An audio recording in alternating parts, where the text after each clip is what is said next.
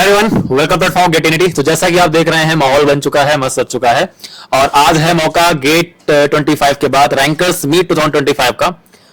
Faces आप देख रहे होंगे, कॉन्फिडेंस इनका देख रहे होंगे, चमकते हुए चेहरे और कॉन्फिडेंस के साथ में ये बता रहे हैं कि इन्होंने वो कर दिखाया जिसका सपना हर एक इंजीनियर लेकर के चलता है जब वो गेट की प्रिपरेशन करता है।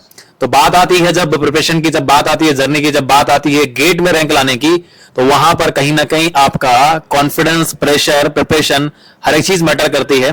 तो चलिए बात करते हैं आज इन सभी से। और सबसे बड़ी बात आती है कि अगर इन्होंने इस जर्नी को एक रैंक में हासिल करके अचीव किया है तो क्या आप ये नहीं कर सकते? क्या ये इतना डिफिकल्ट है? इन सभी क्वेश्चंस का आंसर जो है ना इन सभी से जानते हैं। सो वन बाय वन इनका इंट्रोडक्शन की पहले बात करते हैं। इनका इंट्रोडक्शन ये खुद देंगे, मैं इनका ना रैंक बताऊंगा ना ही नाम बताऊंगा, ये अपना नाम खुद बताएंगे। सो स्टार्ट करते हैं one by one. Hello everyone, मेरा नाम देवांश यादव है। हेलो एवरीवन, मेरा नाम देवांश यादव है। मैं एनआईटी सूरत से बिलोंग करता हूँ, केमिकल इंजीनियरिंग फाइनल ईयर में, और मैं मुंबई का रहने वाला हूँ और मेरी रैंक है 23rd। हेलो एवरीवन, मेरा नाम सूरज कुमार है। मैं एचबीटीयू से 2024 का पास आउट हूँ। मेरे गेट में ऑल इंडिया रैंक 108 है और मैं सोनौली महाराजगंज से बिलोंग करता हूँ।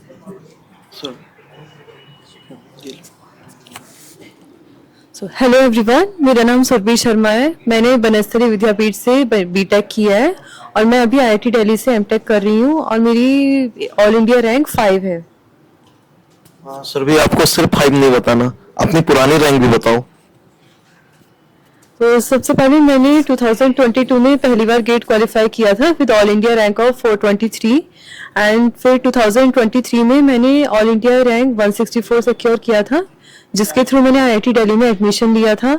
फिर मैंने 2024 में ऑल इंडिया रैंक 45 अचीव की थी और इस साल all India rank 5। So guys, ये कॉन्टिन्यूसली 4 टाइम्स रैंक लाना, आईआईटी दिल्ली से अपने आप में एक एमटेक कंप्लीट करना, देन इसके बाद ऑलरेडी इनका सिलेक्शन भी हुआ कुछ पीएसयूज में, बट एमटेक कंटिन्यू करने की वजह से ज्वाइन नहीं किया। अब फाइनली इस बार AIR 5। सो ये एक कॉन्टिन्यूस, बच्चे क्या होते हैं, एक साल तैयारी करते हैं, डिमोटिवेट हो जाते हैं।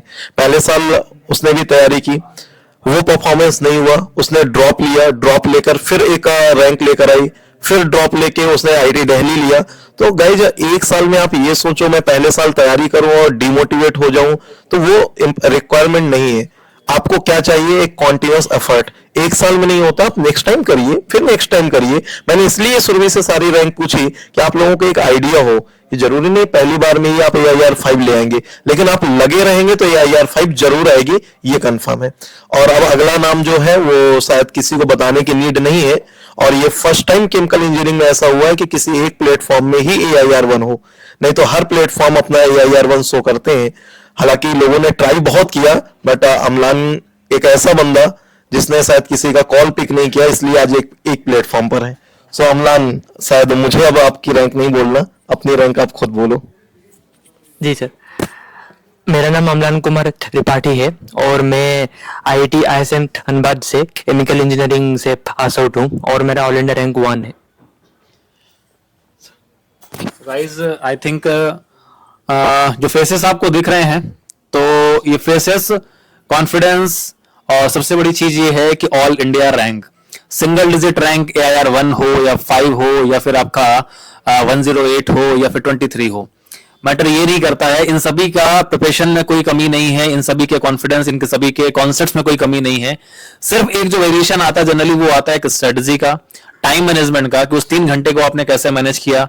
आपका प्रीवियस जो एक्सपीरियंस था, प्रैक्टिस का एक्सपीरियंस या फिर रिवीजन का एक्सपीरियंस था, वो आपका कैसा था, उसको आपने कैसे कन्वर्ट किया उस 3 घंटे के दौरान, कैसे उसको यूटिलाइज किया, दैट्स मैटर। तो अल्टीमेटली इनकी रैंक आने के बाद में इनके बहुत सारे वीडियोस ऑलरेडी आप देख चुके होंगे प्लेटफॉर्म के अंदर में, कि आपको आगे क्या करना चाहिए और कैसे करना चाहिए।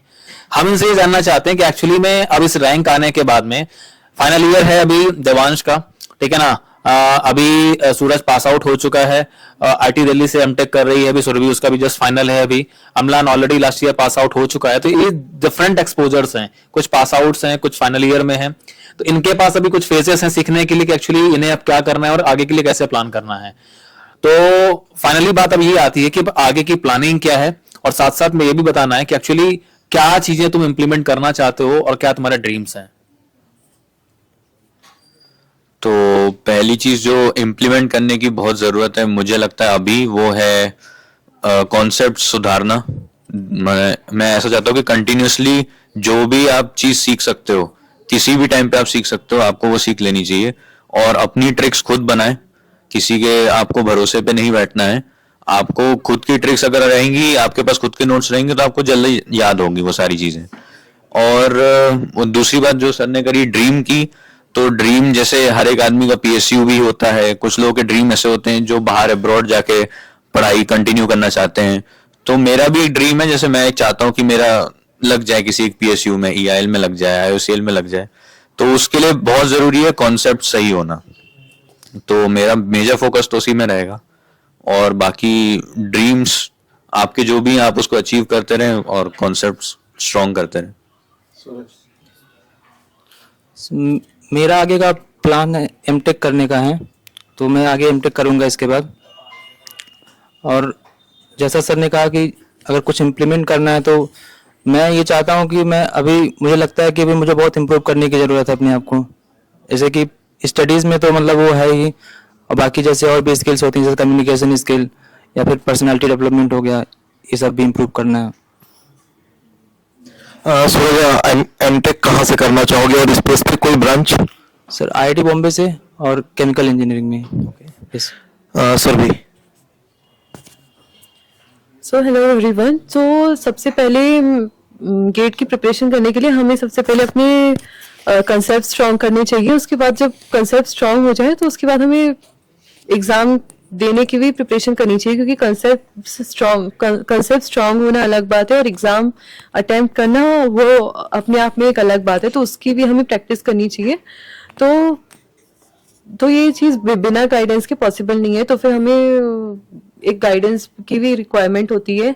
एंड बैक टू बैक हमें प्रैक्टिस की भी नीड है। हम ज़्यादा से ज़्यादा टेस्ट सीरीज, तो क्योंकि जितना टेस्ट हम देंगे तो उतने ज़्यादा आप टेस्ट देने में और परफेक्ट होगे।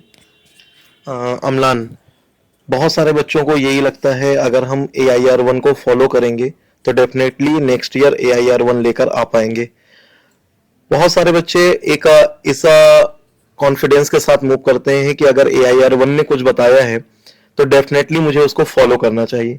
तो आप अपने जूनियर्स को ऐसी क्या एडवाइस देना चाहोगे कि जिससे वो भी आपकी तरीके ही नेक्स्ट ईयर कुछ ऐसा ड्रीम रैंक अचीव कर सके?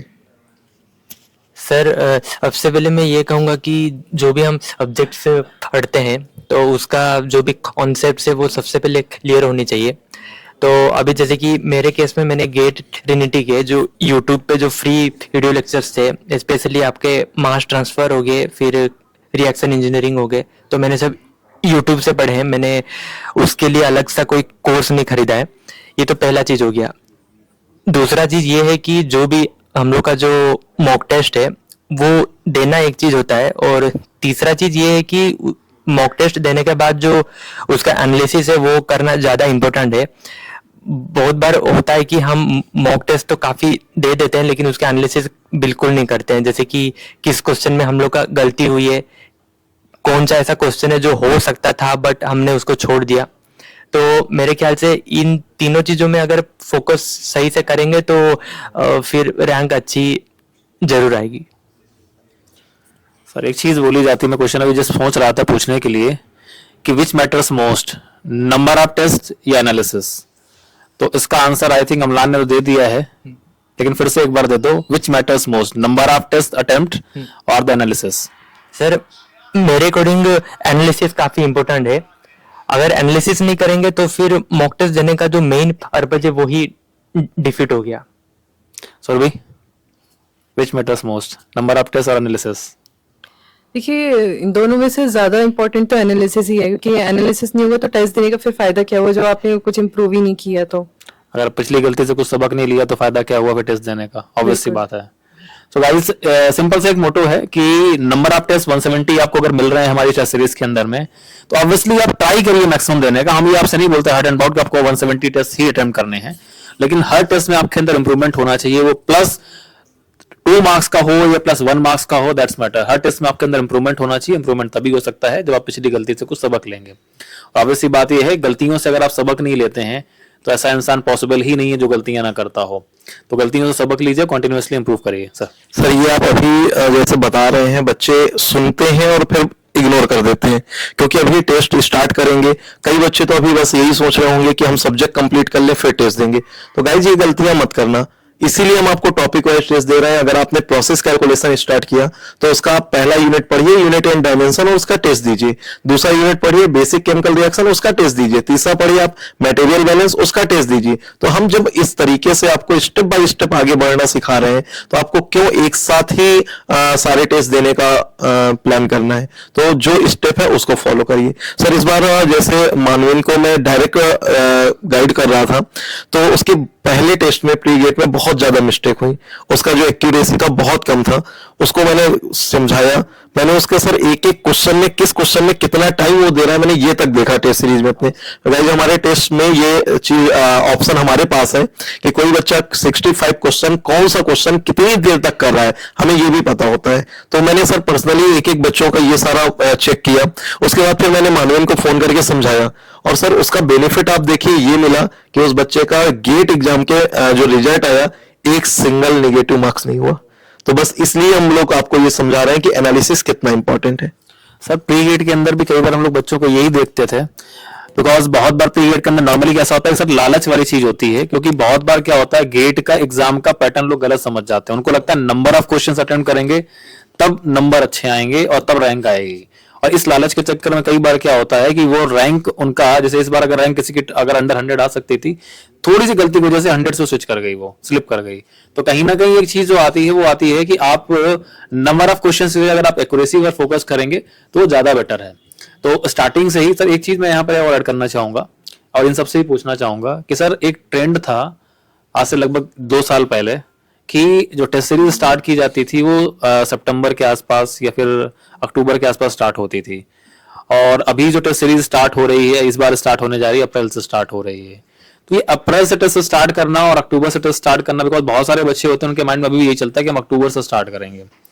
पहले के ट्रेंड में ये था कि नंबर ऑफ टेस्ट जो थे वो कम होते थे, सिर्फ फुल लेंथ से ही प्रैक्टिस होती थी। और अब जो टेस्ट मिल रहे हैं वो आपको अप्रैल से मिल रहे हैं और नंबर ऑफ टेस्ट भी ज्यादा है। तो ये कहीं ना कहीं बेनिफिशियल है, या फिर ये सिर्फ हम बोल सकते हैं कि नहीं सर पहले पूरा सब्जेक्ट कंप्लीट करना चाहिए, उसके बाद ही टेस्ट सीरीज अटेम्प्ट करना चाहिए। सर मैं इसमें ये बोलना चाहूँगा, जैसे कि अगर मेरे केस में देखेंगे, मेरे पास थोड़ी सी टाइम की शॉर्टेज थी क्योंकि मैं पिछले जॉब से रिजाइन मारा फिर हुआ। तो मेरे केस में मैंने पार्ट मॉक टेस्ट तो ज़्यादा दिए नहीं थे, मैंने सीधे फुल टेस्ट में जंप किए।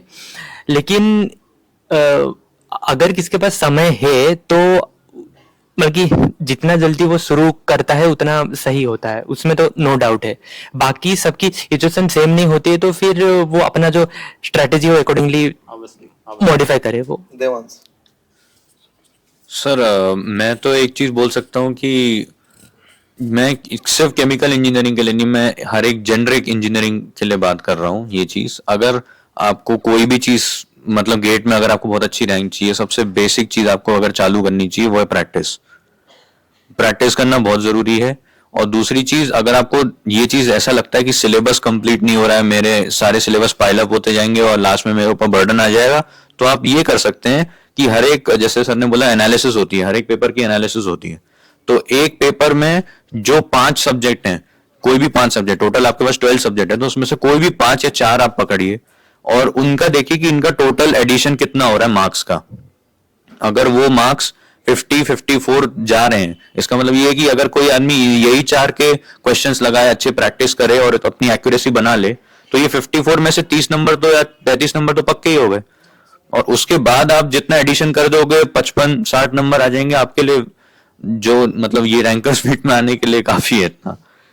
बाकी अमलान सर ने तो देखिए टेस्ट सीरीज तो हमेशा शुरू से ही देनी चाहिए कि जैसे अगर एक टॉपिक कंप्लीट हो गया तो उस टॉपिक का टेस्ट दो, अगर एक सब्जेक्ट कंप्लीट हो गया तो उस सब्जेक्ट का दो। क्योंकि अगर हम बात के लिए टालेंगे तो बात कभी आएगा भी नहीं। और अगर हमने फिर टेस्ट देना अगर स्टार्ट भी किया तो कहीं ना कहीं हमें 0 से स्टार्ट करना पड़ेगा, क्योंकि हमें फिर से रिवीजन करना पड़ेगा उस सब्जेक्ट का। तो जैसे जैसे जो सब्जेक्ट है टॉपिक खत्म होते जा रहे हैं, साथ के साथ उसके टेस्ट देते रहना चाहिए। सूरज पहले जो बोलना और तीनों लोगों ने बोल दिया वो जो मतलब इसलिए अगर बोलना चाहते हो, तुम्हें लग रहा है क्योंकि टेस्ट सीरीज जितना जल्दी स्टार्ट करो, जनरली यही बोलते हैं हम लोग, जितना जल्दी आप स्टार्ट करो उतना जल्दी आप फिनिश करते हो। तो 170 टेस्ट अगर आप देना चाहते हो, नहीं सारे दे पाते हो, देना चाहते हो, तो ऑब्वियस सी बात ये है कि आप जितना जल्दी स्टार्ट करोगे, क्योंकि टॉपिक वाइज भी हैं आपके पास, फिर सब्जेक्ट वाइज भी हैं, फिर मिक्स सब्जेक्ट वाइज हैं, और इस बार मैं आपको बता दे रहा हूँ, पहले एक्सप्लोर कर दे रहा हूँ कि इस बार सब्जेक्ट वाइज के भी फुल लेंथ हम दे रहे हैं। आप सीआरई के 65 क्वेश्चन करेंगे, आप मास के 65 क्वेश्चन करेंगे, ये हमने चेंज लेकर के आए हैं इस बार। आपको 3 घंटे की प्रैक्टिस पर्टिकुलर सब्जेक्ट में कराएंगे, फिर मिक्स सब्जेक्ट वाइज तो आप देते थे, तो ये इस बार का प्लस एडिशन पॉइंट है। और दूसरी एक चीज जो है वो है पीवाईक्यूज के मॉक टेस्ट, अभी तक 14 अवेलेबल थे इस बार, तो इस बार हम लोगों ने 2001 से 2025 तक के सारे मॉक टेस्ट अवेलेबल करा देंगे। ठीक है, तो कहीं ना कहीं जितना जल्दी आप स्टार्ट करोगे उसका बेनिफिट आपको मिलेगा। जितना प्रैक्टिस करेंगे उतना ज्यादा फायदा होगा। आप प्रैक्टिस के मोड से दो, आपने सपोज मान लो एक नॉर्मल सा टॉपिक फिनिश किया, आप उसका टॉपिक वाइज दे दो, आपको तुरंत अर्ली स्टेज में अपनी गलती पता चल जाती है, वहां से आप उसको एनालाइज कर सकते हो और उसको तुरंत आप एरर को रिमूव कर सकते हो। तो ये आपके बेनिफिट के लिए है। जी सर, तो गाइज 1 अप्रैल से आप लोगों को टेस्ट मिलना भी स्टार्ट हो जाएंगे, जिसमें से आपके टॉपिक वाइज प्रोसेस कैलकुलेशन और फ्लूइड मैकेनिक्स के टेस्ट अभी 1 अप्रैल से स्टार्ट हो रहे हैं। देन उसके 1 वीक के बाद आप लोगों के मैथमेटिक्स के स्टार्ट हो जाएंगे। तो आप अपनी प्रैक्टिस का प्लानिंग उस हिसाब से करिए, और जैसा कि ऑलरेडी बताया है 1499 ये आपका अर्ली बर्ड ऑफर है, जो कि आपका वैलिड होगा 30 मार्च तक। उसके बाद फिर इसकी कॉस्ट चेंज हो जाएगी। सो सर, आज के सेशन को यहीं पर खत्म करते हैं, और आई होप कि आप अपने इन रैंकर्स से कुछ सीखिए। अगली बार के लिए अपना एक टारगेट सेट करिए, आप कंटिन्यूटी मेंटेन करिए, कंसिस्टेंसी बनाइए, और फाइनली ऐसी ही रैंक लाकर नेक्स्ट टाइम इनकी जगह आप होने चाहिए, आपके ये स्माइलिंग फेस होने चाहिए। सो अगेन कांग्रेचुलेशन बेटा to all of you, and thank you for coming here.